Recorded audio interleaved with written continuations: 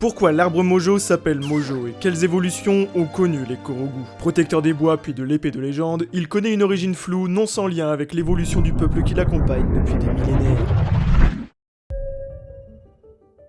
Alors que le monde est encore épargné de toute malédiction, la première espèce forestière émergente prend le nom de Tikwi. Peuplant les bois, ces êtres peuvent se camoufler en buisson grâce à leur bourgeon dorsal. Mi-animal, mi-végétal piriforme, ils sont petits et peureux. L'Orion est différent. Chef des Tikwi, sa taille surpasse celle de tous, y compris de l'élu. Tout aussi piriforme, il est le plus âgé de ses congénères et arbore une moustache. Il aide Link en contrepartie de son soutien pour retrouver ses confrères. Après lui avoir révélé la position de Zelda, il lui confie le lance-pierre et le conseil durant son épopée. Aussi appelé le Vénérable, il a vraisemblablement sauvé Firon. Dragon de la forêt éponyme, il est tout comme ses acolytes, envoyé par les déesses créatrices pour protéger les lieux. Comme les autres, il aide le héros dans sa quête et contribue à la paix. Cependant, les dragons ne sont pas éternels et sont eux aussi soumis à la fatalité de la vie. Lanel, dragon de foudre, succombera d'une maladie ne laissant de lui que ses ossements. Ordine et Firon connaîtront le même destin. Il leur faut alors songer à leur héritage pour faire perdurer leur bénédiction divine. L'idéal serait quelqu'un de sage, fort, loyal et épris d'une passion pour la forêt et la nature. Quelqu'un de courageux qui saura mener à bien cette mission des dieux. L'Orion est l'un des seuls Tikwi à ne pas avoir peur de Fei. Plus que l'aimer, il incarne la forêt et la nature. Il est le chef et, à par le passé, aidé les déesses en assistant les héros. Alors, par contrainte ou prévention, Firon choisit ce dernier pour y fusionner son âme et lui confier le rôle de protecteur des bois. Toutefois, un tel pouvoir implique de grandes responsabilités et surtout un fort réceptacle. Un Tikwi, aussi grand soit-il, ne saurait contenir la puissance d'un tel dragon. Il lui faut alors être à la hauteur de l'ampleur des pouvoirs et de la mission qui l'incombe. La solution est toute trouvée. Pour représenter au mieux la forêt, en être son protecteur et la connaître jusqu'à ses racines, le Vénérable va prendre la forme d'un arbre. Et pas n'importe lequel, puisqu'un arbre majestueux surplombe justement le bosquet. Le vénérable arbre Mojo est alors né, héritant de la moustache de son catalyseur et de la fonction de son âme divine. L'arbre est creux et le restera.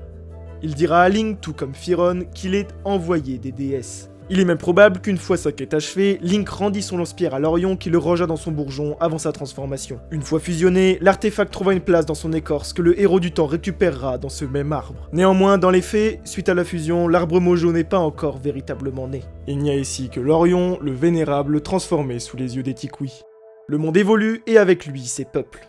N'ayant plus de chef mais plutôt un dieu à vénérer dans une forêt luxuriante, immunisée du mal ou de toute autre intervention extérieure, les Tikwi ont eux aussi évolué. Prenant exemple sur leur leader, ils ont à leur tour adopté un corps boisé. Leur bourgeon éclos pour de bon pour laisser place à un feuillage permanent simplifiant le camouflage. Pour marquer ce tournant boisé dans l'espèce, le nom est adapté pour Mojo, ou Deku en japonais évoquant une poupée de bois. Et celui qui en est l'instigateur est renommé l'arbre Mojo, le vénérable arbre des Mojo, celui qui protège les bois jusqu'à en modifier physiquement son peuple d'origine qui lui reste fidèle. Ainsi, des comportements ancestraux perdurent et s'affinent. Tels leurs ancêtres, les pestes Mojo utilisent les nénuphars à termina pour naviguer sur l'eau du marécage de la même manière que les Tikwi lors de l'inondation de Firon. Cependant, vestige des Tikwi, les Mojo sont craintifs et en deviennent aveuglés par leur admiration du Vénérable. Cette peur et cette ignorance menant à une naïveté dangereuse met en péril la forêt qui pourrait tomber aux mains du mal. Le Vénérable, protecteur, doit agir. Seul lui, par son statut de sage, peut rectifier la situation. Sans lui, comme à Termina, les Mojo sont en proie à la colère et à la bêtise tout en conservant cet assujettissement au chef.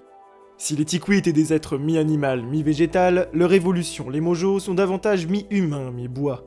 Leur comportement aussi s'est adapté. Plus humain, certains choisissent la voie du commerce en devenant marchands. L'arbre Mojo, voyant le mal aux portes de la forêt, prit acte de cette menace majeure et de l'impuissance des Mojo et acheva ce développement humanoïde en les transformant en Kokiri, mieux équipés pour protéger la nature grâce à leur forme anthropoïde. Disposant de bras, plus mobiles et réfléchis, les Kokiri sont en mesure de se défendre. Si sous leur précédente forme ils avaient réussi la confection d'un bouclier de bois, le bouclier Mojo, ils sont désormais en mesure d'élaborer de vraies armes, telles qu'une épée avec une lame en métal, l'épée Kokiri. Cette transformation ne s'est pas faite seule, l'arbre Mojo n'en a pas la capacité. Il a cependant la sagesse et la légitimité aux yeux des déesses. Alors, il reçut l'aide d'une communauté au talent enchanteur, les fées.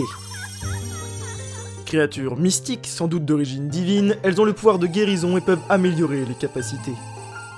Leur bénédiction précieuse, au service du Vénérable, accompagnera les Kokiri tout au long de leur existence. Les quelques Mojo réfractaires ou craintifs de cette métamorphose se cachent dans l'arbre Mojo, en sécurité auprès de leur maître, ou bien poursuivent leur voyage commercial. Aussi, seuls les Mojo de confiance et dignes de cette aide ont le droit à une fée, puisque devant faire leurs preuves pour que l'une d'elles leur soit accordée. Les Kokiri ne sont donc pas humains, mais en ont l'apparence. Enfants des bois, constater qu'ils ne grandissent pas serait inexact, puisqu'étant un peuple à part de toute origine ilienne ou humaine, mais dont l'allure est permise grâce aux fées qui les accompagnent. Pas étonnant donc que le jeune ilien Link n'ait pas besoin de fée une fois laissé auprès de l'arbre Mojo par sa mère. Toujours peureux bien qu'armés, les Kokiri n'osent pas sortir de leur forêt et restent proches de leur protecteur. Cependant, ce dernier va connaître le repos éternel après des millénaires de loyaux services. Ne cédant pas à la demande de Ganondorf souhaitant acquérir l'une des pierres ancestrales, l'émeraude Kokiri que possède le Vénérable, le Gerudo va maudire l'arbre Mojo avec Goma, arachnide géant qui le rongera de l'intérieur, le condamnant à mort. Avant de rendre son dernier souffle, il confie la pierre à Link qu'il sait être l'élu des déesses depuis des millénaires. Il pourra vaincre Ganon grâce à l'épée de légende, la forêt sera définitivement en paix et les Kokiri en sécurité. Prévoyant, comme son ancêtre, il fait perdurer sa bénédiction en donnant naissance à un bourgeon. Le bourgeon de l'arbre Mojo qui, à son tour, veillera sur ce sanctuaire. Il semble avoir transmis son esprit entier dans le bourgeon puisque ce dernier conserve sa mémoire, pouvant ainsi révéler à Link ses origines iliennes. Cependant, en grandissant, ce dernier ne protège pas les Kokiri, ou en tout cas, pas seulement. Ayant le réflexe de parler lilien lors de sa première rencontre avec l'élu, il confirme sa présence à l'époque du héros du vent. Seulement, il est ici entouré de Korogu. Petits êtres à l'apparence juvénile, ils descendent des Kokiri puisque le sage du vent et Korogu du Moria a pour ancêtre Fado, un Kokiri assassiné par Ganondorf alors qu'il accomplissait sa mission de prière auprès de la lame sacrée.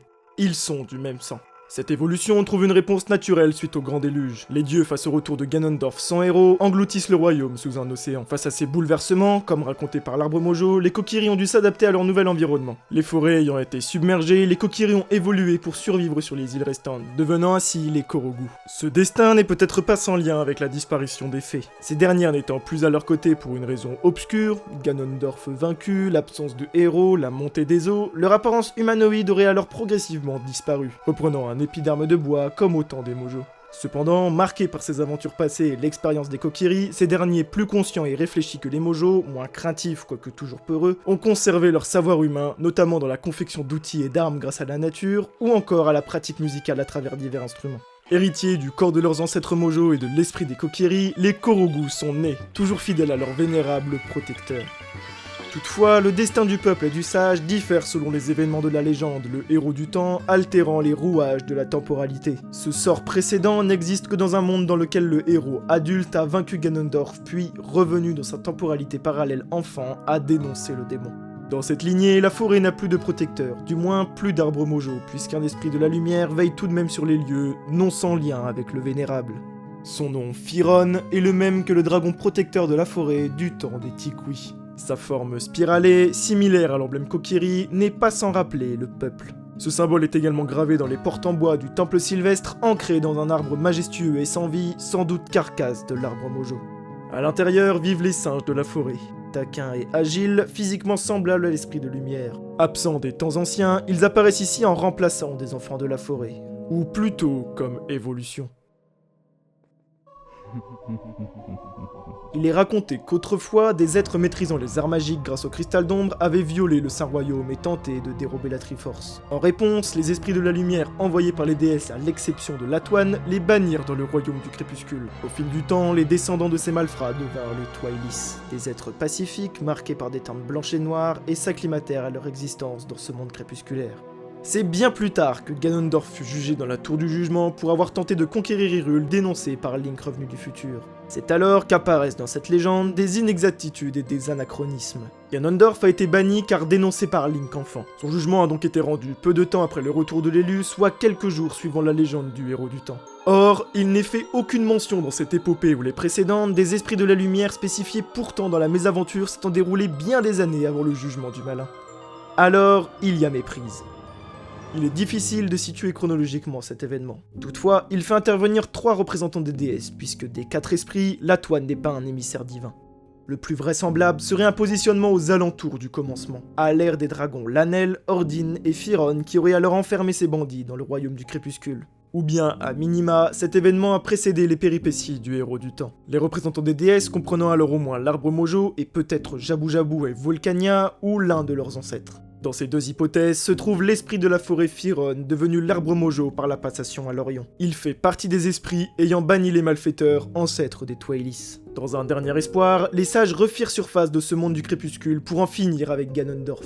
Le monde et les déesses avaient alors besoin de protecteurs, plus adaptés à la situation et surtout plus nombreux, ne restant finalement que l'arbre Mojo comme véritable ambassadeur des déesses, pourtant au nombre de 3. Chaque âme de ces ambassadeurs furent alors transmises ou transformées en esprits de lumière, renaquirent alors Firon, Ordine et Lanel, les envoyés originels des déesses ayant précédemment, entre autres, banni les ancêtres des Twilis, résumés dans la légende comme les esprits de lumière ayant préservé le Saint-Royaume.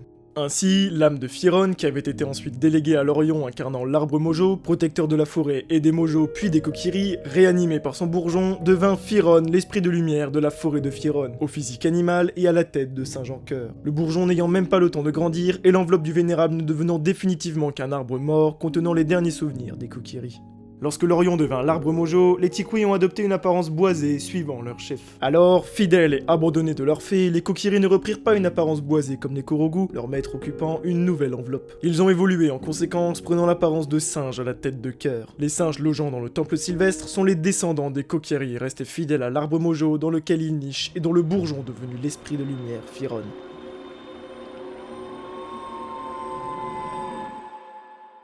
Dans une réalité où le héros du temps périt et Ganondorf triomphe, l'arbre Mojo semble toujours à son poste, cependant sans compagnie. Les Kokiri ou hypothétiques Korogu ayant été chassés par le démon, partis en exode ou restés simplement cachés. Les Mojo ont affirmé leur indépendance en choisissant l'habitat de leurs homologues de Termina, le Marais. Adeptes de sucrerie, ils ont construit leur propre culture et mode de vie, ne vivant plus en catimini. Ailleurs, dans un Hyrule fondé par les Sonao, plus grand que jamais, l'arbre Mojo adopte une nouvelle posture et une genèse tout autre. Selon la légende, ou plutôt Manabu Takehara, directeur artistique, le socle qui restaure l'épée de légende de ses dégâts se situe dans la forêt Korogu qui regorge d'énergie de la terre. Grâce au pouvoir de la divinité, un jeune et unique cerisier a poussé près du socle. Après une éternité, il est devenu le gardien de l'épée. Il traverse les légendes, rencontrant une infinité de jeunes filles sacrées et de héros combattant le fléau. Né du flux divin restaurant l'épée de légende des dégâts causés par le fléau, sa naissance suit donc l'époque de Raoru et de son sacrifice pour sceller le roi démon, donnant naissance à ce cycle. Son appellation conservant le nom Mojo tend à prouver une évolution identique concernant son peuple compagnon. Allant au moins des Mojo aux Korogu, en passant par les Kokiri, ces derniers étant représentés avec les autres peuples parmi les pierres entourant le socle de l'épée sacrée. Cette évolution des enfants des bois n'est ici pas due au grand déluge, confirmant d'une certaine manière que cette transformation fait suite à l'abandon des fées et prend la continuité des Kokiri naturellement, toujours accompagnée de la bienveillance du vénérable. Le peuple devient plus autonome, le sage n'ayant pas pour mission première leur protection, et trouve un nouveau chef en la personne du plus ancien des leurs. Ils poursuivent le village établi étant Kokiri, mais d'une façon plus minimaliste au sein du vénérable. Se servant de leur savoir humain, ils ont confectionné des équipements boisés destinés aux héros comme contribution à l'achèvement du fléau. Toujours fidèles et peureux, bien qu'en sécurité puisqu'étant les seuls avec le héros à pouvoir pénétrer la forêt, ils ne sont pas contraints à l'isolement comme autant du héros du vent et peuvent parcourir le monde, chose qu'ils n'ont osé faire en tant que Kokiri qu'une fois le démon vaincu. Dans l'esprit de leurs homologues, ils poursuivent la dispersion de graines dans le royaume et se cachent pour jouer à la manière de leurs semblables chimpanzés. Ayant conscience de la légende et de l'apparition cyclique de l'élu par l'intermédiaire du vénérable, certains l'observent et le soutiennent quand d'autres l'attendent dans la forêt avec une literie et un sac de provisions confectionnés exclusivement pour le héros ainsi que des épreuves visant à le rendre plus fort. Synthèse de leurs différentes transformations dimensionnelles, ils concluent pour un temps l'évolution de ce peuple traversant les âges en aspects divers. Allégorie de la nature sous toutes ses formes, cachée, discrète, mystérieuse, imposante, magique, sauvage, brutale, surprenante, douce, harmonieuse, accordée, spirituelle, puissante et sage.